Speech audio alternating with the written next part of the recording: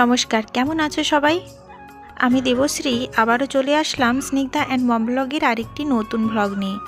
আশা করছি ব্লগটা তোমাদের ভালো লাগবে, তাই পুরো ভিডিওটা দেখার অনুরোধ রইল। চলো তাহলে শুরু করা যাক। দেখো, অন্যান্য দিনের থেকে আজকের দিনটা শুরু হলো একদম অন্যরকমভাবে। সকালে উঠেই দেখি মা রান্না বসিয়ে দিয়েছে। আমাদের এই বাড়ির পাশে এখানে এই বাঁশ গাছগুলোর সামনে কিন্তু অনেকটা মাঠের মতো জায়গা আছে, আর জায়গাটা কিন্তু খুব সুন্দর। আর এখানে একটা বড় উনুন আছে। এই উনুনটাতে ধান সেদ্ধ হয়, মানে ধান থেকে যে চাল তৈরির প্রসেস সেইটা কিন্তু এই উনুনটাতে হয়। আর এখানে আজকে রান্নার কারণ হলো যে আজকে অনেকজন লোক একসাথে খাবে, তো এই উনুনটা অনেকটা বড়। এমনি আমাদের যে সাধারণ উনুনে রান্না হয় সেই উনুনটা কিন্তু এত বড় নয়। তাই দেখো এখানে রান্না বসিয়ে দেওয়া হয়েছে। আর দেখো এই উনুনটার কিন্তু 3টে মুখ আছে, যেটাতে কিন্তু রান্নাটা অনেক তাড়াতাড়ি হবে। আর কি বলতো, কাঠঘুটের যে জ্বালানির খরচ সেটাও কিন্তু বেঁচে যাবে। আসলে আমাদের এখানে তো সব ধান কাটা মেশিনে ধান কাটা হয়, তো মাঠে কিন্তু অনেক এই খড়কুটো পড়ে থাকে।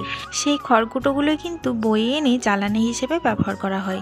আসলে ধান সেদ্ধ করতে তো অনেক জ্বালানির প্রয়োজন হয়, সেগুলো কাঠঘুঁটে দিয়ে কিন্তু জোগানো সম্ভব নয়। সেজন্য মাঠ থেকে ওই খড়কুটোগুলো বয়ে আনা হয় জ্বালানি হিসেবে ব্যবহার করার জন্য। তো এদিকে রান্না হচ্ছিল আর বাচ্চারাও খেলছিল। তো আমি মেয়েকে ফ্রেশ করে দিয়ে তারপর ওকে খাইয়ে দিলাম। আর তারপর ওরা কিন্তু একটু দূরে খেলছিল, আর আমি মার সাথে গল্প করতে করতে খেয়ে নিচ্ছিলাম। সকালবেলা একটু তাড়াতাড়ি খাওয়ার অভ্যেস করেছি, কারণ সকালবেলাটা কিন্তু দেরি করে খেলে আমার কিন্তু খুব প্রবলেম হচ্ছিল কদিন। সেজন্য একটু তাড়াতাড়ি খেয়ে নিচ্ছি আজকাল। তো দেখো এদিকে রান্না আমার মাই কিন্তু করছিল, আর আমার ভাইয়ের বউ অনেকটা হেল্প করে দিচ্ছিল।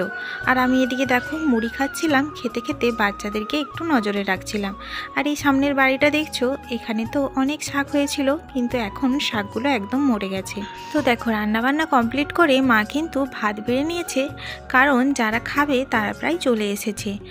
এবার বলি যে রান্নাটা কাদের জন্য হচ্ছিল। আসলে আমার মায়েদের যে ধান রোয়ার কাজ হচ্ছে তাতে কিন্তু অনেক শ্রমিক লেগেছে, আর সেই শ্রমিকরাই কিন্তু খেতে আসবে, সেজন্য কিন্তু তাতেই রান্না হচ্ছিল।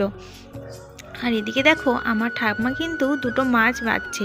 এগুলো কি মাছ জানো? এগুলো হচ্ছে কই মাছ। এদের কিন্তু ভীষণ কাঁটা থাকে, আর কই মাছ খেতে কিন্তু আমার একদম ভালো লাগে না। তারপর আমি কিন্তু চলে এলাম এই সামনের মাঠটাতে।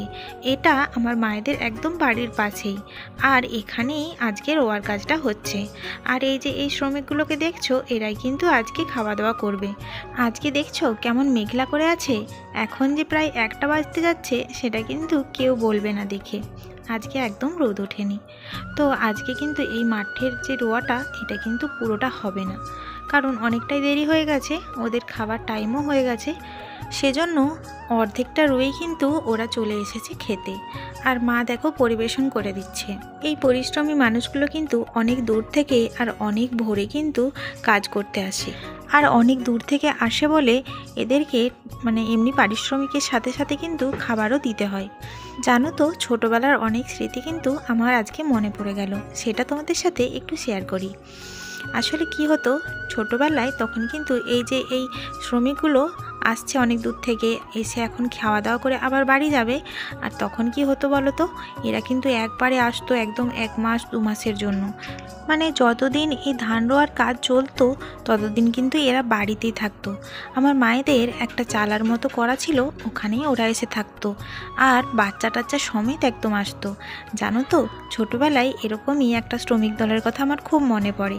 ওদের একটা মেয়ের সাথে আমার ভীষণ ভাব হয়ে গিয়েছিল, আর ওরা সাঁওতাল, ওদের কিন্তু অনেক ভাষাই আমাকে শিখিয়ে দিয়েছিল। সেগুলো কিন্তু আজকে বড্ড মনে পড়ছে। কি জানি সে মেয়েটা এখন কেমন আছে, আদেও আমার কথা তার মনে আছে কি, কে জানে। যাই হোক, আজকের একটা ছোট্ট স্মৃতির সাথে তোমাদের সাথে একটা ছোট্ট ব্লগ আজকে শেয়ার করলাম।